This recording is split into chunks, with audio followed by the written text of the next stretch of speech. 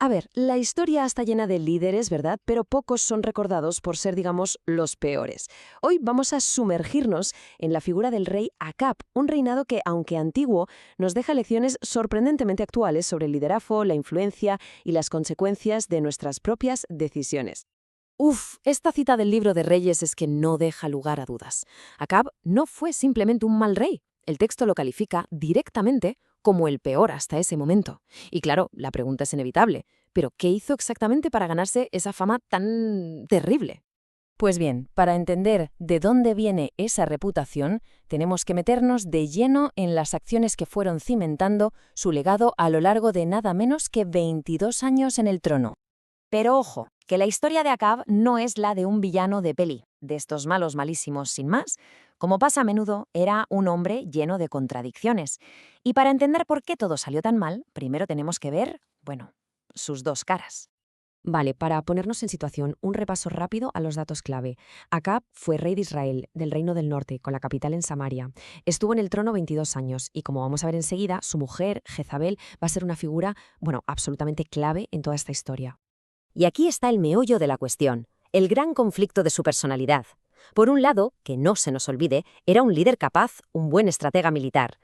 Pero por otro, salían a flote unas debilidades enormes, un carácter súper inmaduro, una facilidad pasmosa para dejarse llevar por malas influencias y un egoísmo que, ya os adelanto, no tenía fin. Y claro, esa facilidad para dejarse influenciar nos lleva de cabeza a la que fue sin duda la decisión más crítica de su reinado, su matrimonio. Porque esta boda no fue solo un asunto personal, fue lo que encendió la mecha de su caída y la de toda la nación. ¿Y quién era Jezabel? Pues no era una mujer cualquiera, desde luego. Era la hija del rey de los Sidonios, una ciudad fenicia superpoderosa. Y lo más importante, era una seguidora devotísima del dios Baal. Y no se quedó quieta, ¿no? Se dedicó a promover su religión por todo Israel de forma muy activa. El libro de Reyes lo cuenta como una especie de escalera hacia el desastre. Lo que empieza como un matrimonio político enseguida se descontrola. Acab no es que solo permitiera el culto a Baal, es que lo hizo oficial. Construyó un templo en plena capital, en Samaria, levantó una imagen de Ásera, otra diosa pagana. Vamos, que cada paso que daba lo alejaba más y más de las tradiciones de su propio pueblo.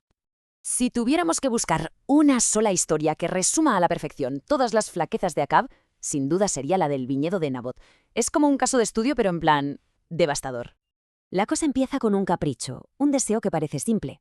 El rey quiere un terreno que pertenece a un ciudadano normal y corriente, un tal Nabot, porque le viene de perlas, está justo al lado de su palacio.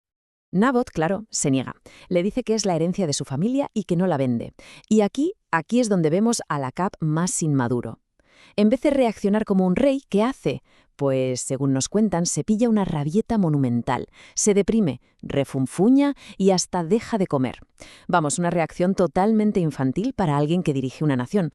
Jezabel, al ver a su marido en ese plan, es la que toma las riendas. Y su consejo no es para nada de consuelo, no, es de una crueldad que asusta. Ella se inventa una conspiración para básicamente quitar de en medio el problema.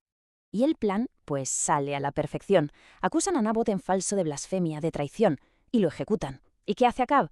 Pues en cuanto se entera se levanta, como si nada, y se va a tomar posesión del viñedo que tanto quería.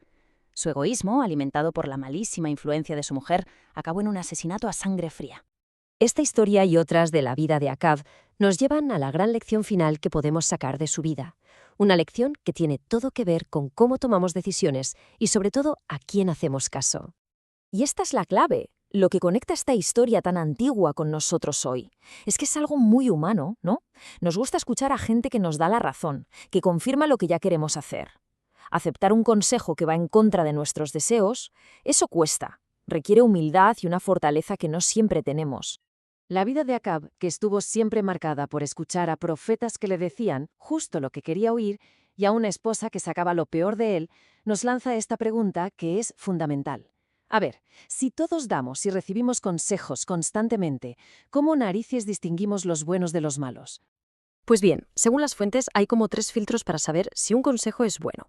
Primero, es coherente con unos principios éticos sólidos. Segundo, ¿quién te lo da? ¿Es una persona íntegra? Y el tercero, el más difícil de todos y el que Acab jamás aceptó. ¿Esa persona está dispuesta a decir la verdad, aunque duela, aunque vaya en contra de lo que se quiere oír? Y con esto llegamos al punto final. El error garrafal de Acab no fue una sola mala decisión, sino un patrón, una forma de actuar muy destructiva. Se rodeó de cientos de profetas que eran básicamente palmeros, que solo le decían lo que quería escuchar. Prefirió la cantidad a la calidad, la comodidad a la verdad. Y esa lección, según nos cuenta el relato, le llevó derechito a su propia muerte en el campo de batalla. Así que la historia de Acab, al final, nos deja con una pregunta que sigue tan vigente hoy como entonces. Cuando nos enfrentamos a una decisión importante, ¿qué escogemos? ¿La tranquilidad de la opinión popular, de lo que todos dicen, o la difícil verdad de un consejo sabio?